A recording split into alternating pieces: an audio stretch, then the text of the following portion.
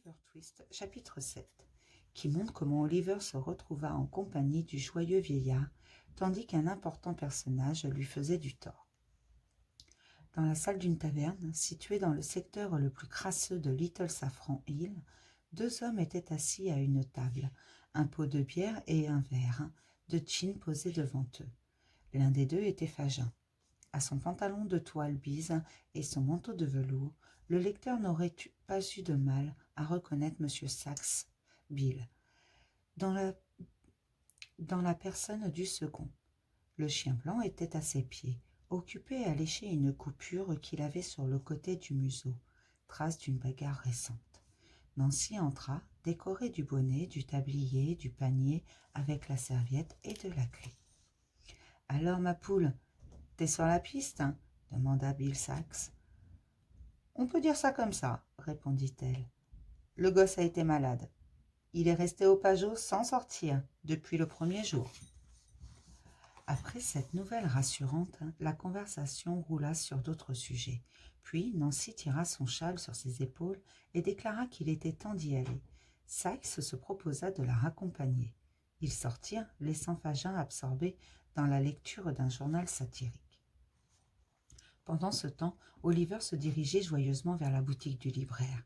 Arrivé à Clerkenwell, il tourna dans une rue qui ne faisait pas partie de son itinéraire, mais il pensa qu'elle devait aussi mener dans la bonne direction et ne fit pas demi-tour.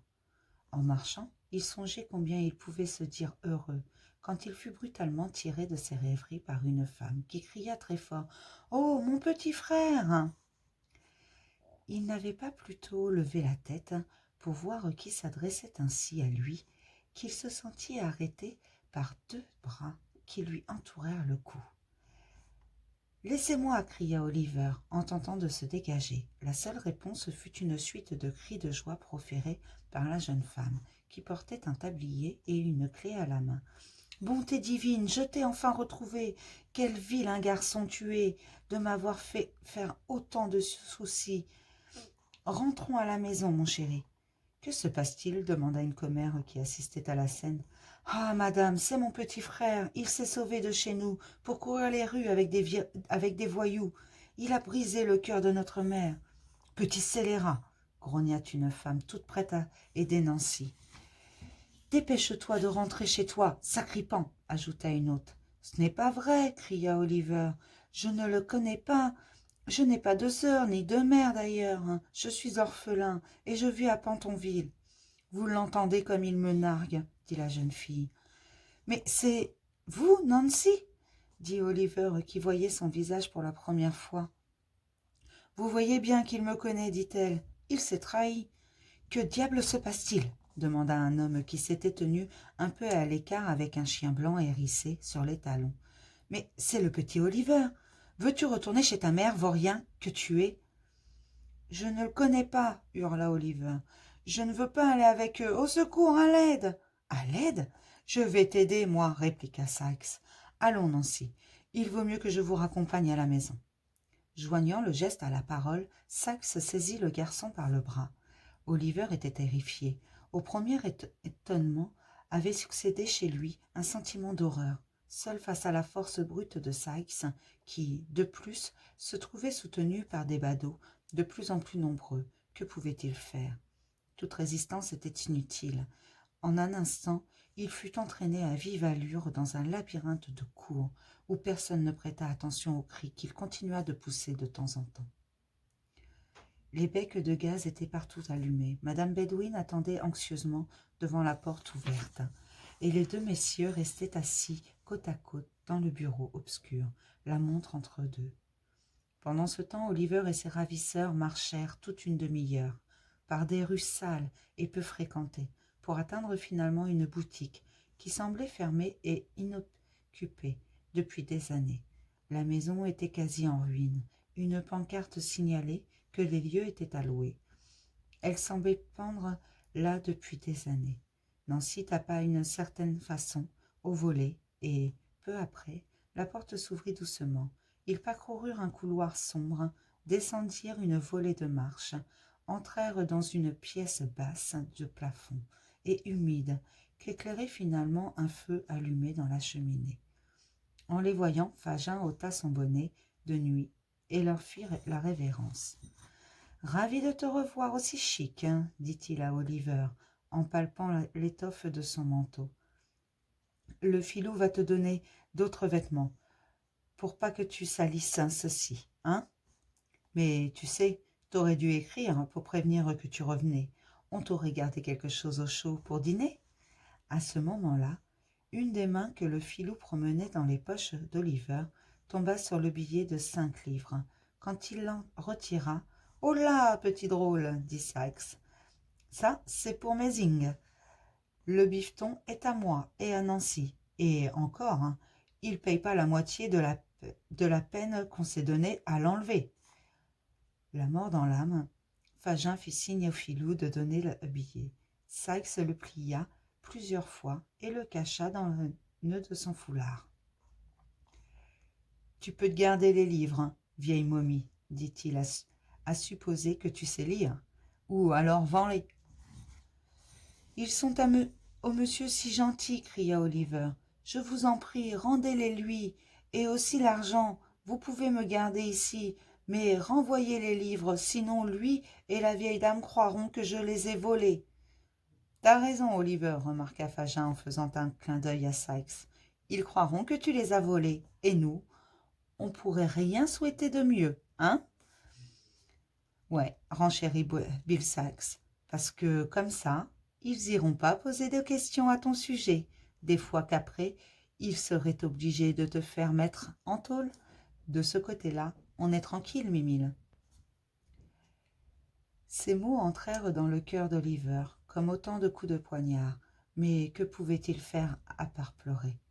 Il ne s'en priva pas, alors que Fagin demandait à maître Batte. « Charlet, emmène notre invité au lit. » À contre-cœur, Oliver le suivit, dans une cuisine contiguë, où se trouvaient des lits pareils à ceux où ils avaient dormi naguère. Charlet l'y laissa dans le noir et ferma la porte à clé derrière lui en partant. Oliver était épuisé et brisé de tristesse. Il sombra rapidement dans un profond sommeil. Pendant qu'il dort, déplaçons notre attention sur un important personnage qui, dans la ville natale d'Oliver, était sorti de bon matin du dépôt de mendicité et avait entrepris de remonter d'un pas digne la Grand-Rue, les pans de son manteau voltant tout autour de lui. Monsieur Bumble, puisque c'est de lui qu'il s'agit, avait échangé son tricorne contre un chapeau rond et son bagage à la main, avait rejoint le dépôt des diligences. Là, il s'était installé sur l'impériale de la voiture, en partance pour la capitale, en compagnie de 2 miséreux dont il avait plaidé les placements à Londres, au nom de la paroisse. Sans avoir rencontré aucun des désagréments qui sont souvent le lot des voyageurs, sinon ceux que lui avaient causés les pauvres, lesquels s'étaient obstinés à grelotter tout le long du trajet et à se plaindre du froid. Il avait atteint Londres à l'heure prévue et s'était installé au relais de la diligence. Il avait dîné de quelques tranches de bœuf rôti, avec de la sauce aux huîtres et d'une bouteille de bière brune. Puis, ayant posé une portée de main un verre de gin à l'eau, il avait tiré sa chaise près du feu et s'était mis en devoir de lire un journal du soir. La première chose qui lui tomba sous les yeux était l'avis suivant. « 5 guinées de récompense. Le jeune Oliver Twist a disparu. On a été enlevé de son domicile jeudi soir. Depuis, il n'a pas donné de nouvelles. La somme ci-dessus sera versée à toute personne qui fournira des renseignements susceptibles de le faire retrouver ou jetant des lumières sur son histoire jusqu'à ce jour. » Au-dessus figurait une inscription détaillée d'Oliver, ainsi que l'adresse de M. Bronslow à Pentonville. Le bedeau relut 3 fois cet avis, en ouvrant de grands yeux. 5 minutes plus tard, il était en route pour Pentonville, sans même avoir dans son enthousiasme trempé les lèvres dans son gin à l'eau. Quand il prononça le nom d'Oliver en arrivant, madame Bedwitch s'exclama. « Entrez vite. Je savais bien que nous finirions par avoir des nouvelles. Le cher enfant, Dieu le protège. » On fit monter M. Bumble dans le bureau. Il trouva M. Bronslow en compagnie de M. Grimwig, qui l'invitèrent à prendre un siège. « Vous venez sans doute pour la vie, » commença M. Bronslow. M. Bumble approuva dignement de la tête. « Savez-vous où est le malheureux garçon à l'heure présente ?»« Pas plus que personne, » répondit le bedeau. « Avez-vous du bien à nous dire de lui ?» demanda M. Grimwig. Le bedeau secoua la tête en signe de dénégation. « Vous voyez » s'exclama M. Grimwig. Puis, à l'adresse de M. Bumble, il ajouta. « Allons, mon ami, racontez-nous tout ce qu'il y a à raconter. » M. Bumble ne se le fit pas dire deux fois. Il déposa son chapeau par terre et rejeta la tête en arrière, et après quelques instants de silence, destiné à mieux faire apprécier son propos, commença son récit. Il serait ennuyeux d'en rapporter les détails, car M. Bumble y consacra 20 minutes, mais en gros, il rapporta qu'Oliver était un enfant trouvé, né de parents de basse extraction, que depuis sa naissance, il n'avait fait montre que d'hypocrisie et d'ingratitude, qu'il avait terminé sa carrière dans sa ville natale en tentant d'assassiner un camarade de travail, avant de s'enfuir de nuit de chez son maître. Puis, la conscience satisfaite, le bedeau croisa les bras sur son ventre et attendit les observations de M. Bronslow. Il y eut un long moment de silence. « Ce doit être vrai, je le crains, » dit M. Bronslow, avec tristesse, « mais j'aurais offert le triple pour un rapport favorable à l'enfant. » Si le bedeau avait reçu cette information plus tôt, il aurait sûrement donné une autre coloration à sa petite histoire. Mais il était trop tard. Aussi secoua-t-il la tête et, ayant empoché 5 guinées, salua et sortit. Pendant quelques minutes, M. Bronslow se promena de long en large avec l'air si triste que même M. Grimwig s'abstint de le contrarier. Enfin, il s'arrêta et agita violemment la sonnette. « Madame Bedwin, » dit-il quand la gouvernante parut, « ce garçon, cet Oliver, est un menteur et un imposteur. »« C'est tout à fait impossible, monsieur, » répondit la vieille dame. « Puisque je vous le dis, nous venons d'apprendre toute son histoire, et il n'a jamais été qu'une petite canaille très ordinaire. »« Jamais je ne le croirais, monsieur, » dit la vieille dame fermement. « Vous autres vieilles toupies, vous vous fiez seulement aux histoires à dormir debout, » dit M. Grimwig. « Monsieur, c'était un enfant aimant et reconnaissant, » dit Mme Bedwin avec indignation. « Je sais ce que sont les enfants, et les gens qui ne peuvent pas en dire autant feraient mieux de ne rien dire. » Cette remarque adressée à M. Grimwig ne provoqua chez lui qu'un petit sourire. La vieille dame allait continuer. Elle fut interrompue par M. Bronslow, qui, affectant une colère qu'il était loin de ressentir, dit « Silence ! Je ne veux plus jamais entendre parler de cet enfant. Jamais, entendez-vous? Et maintenant, vous pouvez vous retirer. » Il y eut des cœurs bien tristes chez M. Bronslow ce soir-là. Quant à Oliver, mieux valut qu'il ignore ce qu'avait raconté le bedeau, sinon il en serait mort de désespoir.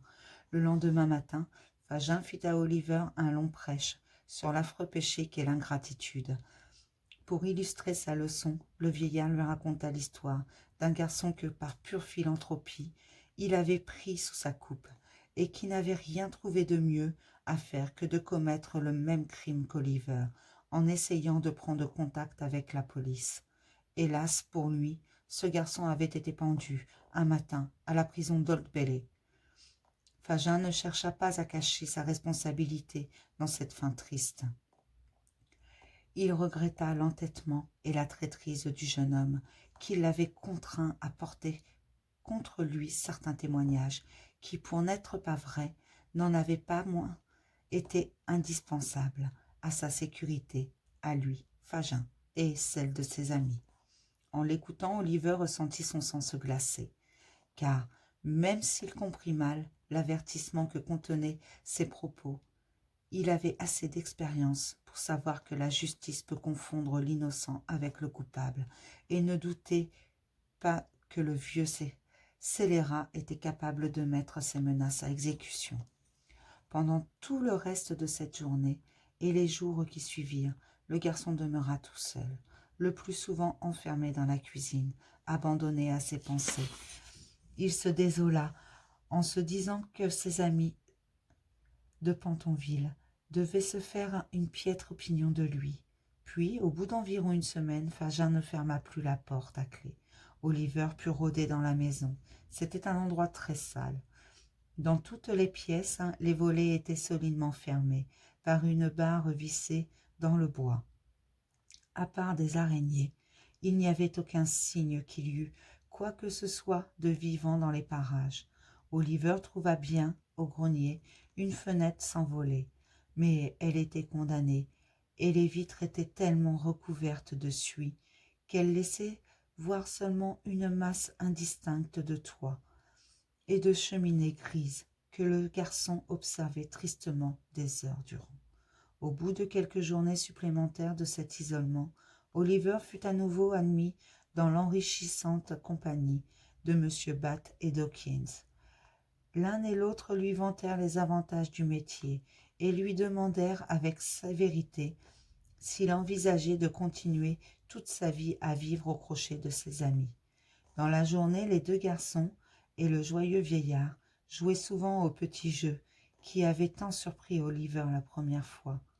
Était-ce pour l'instruction de Philou et de Charles Batt ou pour celle d'Oliver? Fagin seul le savait. Parfois aussi, il racontait certains des vols les plus réussis qu'il avait commis en son jeune âge. Ces récits étaient si pleins de cocasserie qu'Oliver, malgré la délicatesse de ses sentiments, ne pouvait pas s'empêcher d'en rire aux larmes. C'est ainsi que le misérable vieillard tendait ses filets. À force d'isolement et de tristesse, il avait amené Oliver à préférer n'importe quelle compagnie à la solitude. À présent, il versait peu à peu dans son cœur le poison qui, du moins l'espérait-il, le noircirait définitivement.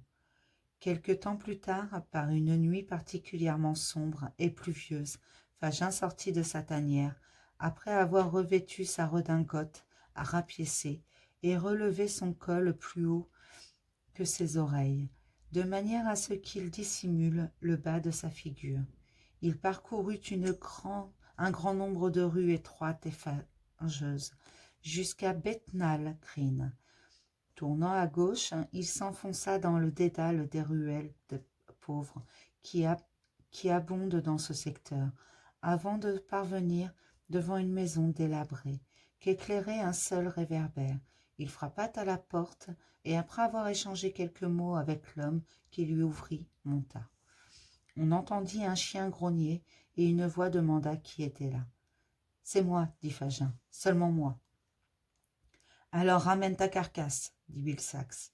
Et toi, l'abruti, couché. »« Ouh, dit Fagin, en entrant, il fait un temps à vous glacer les os. » Il s'approcha de la cheminée, tendit ses mains maigres vers le feu. « Je suis venu parler affaires, Bill, commença-t-il. Cette bicoque à Chartsey, tu veux dire? Oui, précisément, celle-là. C'est pour quand, hein, Bill? Le plus tôt possible. Toby et moi, on a sauté le mur pour aller zioter de plus près. On a trouvé le moyen d'entrer. Ah oui? Dis-moi lequel. C'est pas ton oignon. Seulement, il y a besoin d'un môme. C'est pour ça que je t'ai demandé de venir. Faut que tu le trouves. C'est un vasistas, alors, hein? Je t'ai dit de pas t'occuper.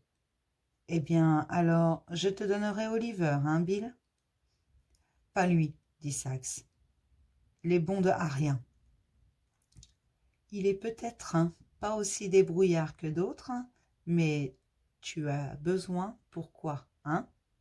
Pour ouvrir une porte, j'imagine? Il y arrivera toujours. En plus, les autres sont